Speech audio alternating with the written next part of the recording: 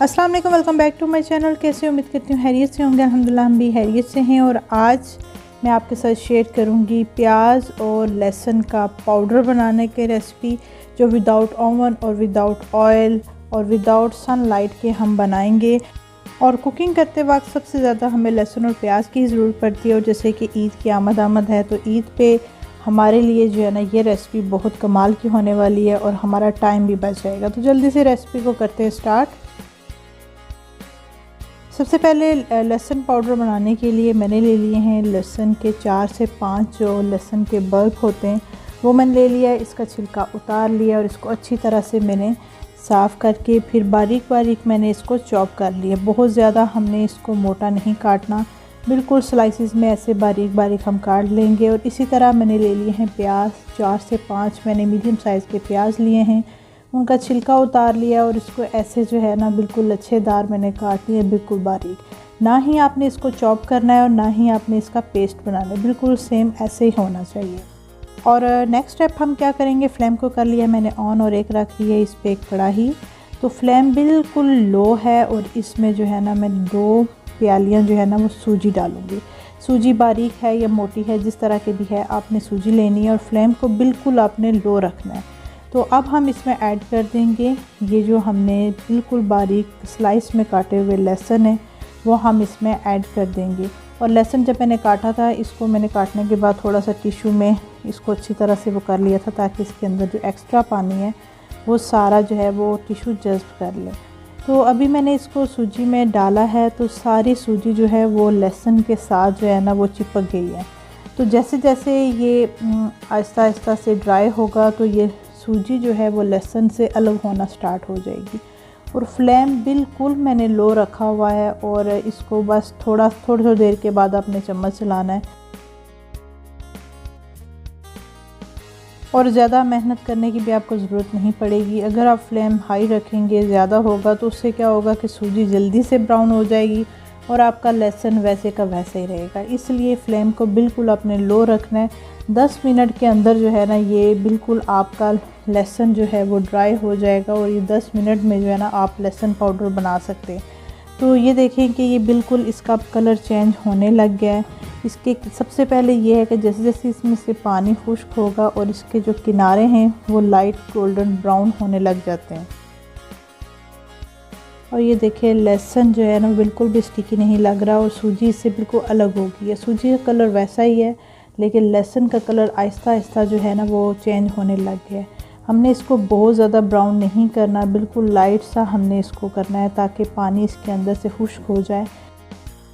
और यहाँ पे हमारा लहसुन बिल्कुल जो है ना वो रेडी हो चुका है। फ्लेम को करूँगी ऑफ, थोड़ा सा ठंडा होने दूँगी और एक छन्नी की मदद से जो है ना हम इसको छान लेंगे ताकि इसके अंदर से जो सूजी है वो निकल जाए। तो इसको एक पेपर पे मैं निकालती जाऊँगी।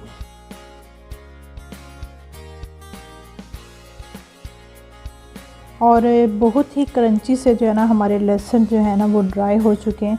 तो एक पेपर पे निकाल के इसको मैं थोड़ी देर के लिए रख दूँगी ताकि ये ठंडा हो जाए, फिर हम इसका पाउडर बनाएंगे। तो उसी सूजी के अंदर अब हम ऐड करेंगे प्याज जो हमने स्लाइसिस में काटा हुआ था। तो प्याज जो है वो लहसुन की निस्बत जो है ना थोड़ा सा टाइम ज़्यादा लेता है, तो इसको हम ऐड करेंगे। तो अच्छी तरह से इस सूजी के अंदर हम मिक्स करेंगे। और लहसुन की निस्बत प्याज में पानी भी ज़्यादा होता है, नमी होती है। तो देखें कि सारी सूजी जो है ना वो लहसुन के साथ स्टिकी हो जाएगी। तो जैसे जैसे आप इसको मिक्स करेंगे ये फ्लेम पे रहेगा, तो आहिस्ता आहिस्ता से ये सूजी जो है ना ये प्याज से अलग होती जाएगी और इसका पानी खुश्क होता जाएगा। और जैसे कि बड़ी ईद की आमद है और इस ईद पे ज़्यादातर मीट की डिशेस ज़्यादा बनाई जाती हैं, तो लहसुन और प्याज का इस्तेमाल बहुत ज़्यादा होता है। बारबेक्यूज़ होते हैं और ऐसी डिशेस होती हैं जिसमें जो है ज़्यादातर इंग्रेडिएंट जो है ना वो पाउडर में ही यूज़ किया जाता है।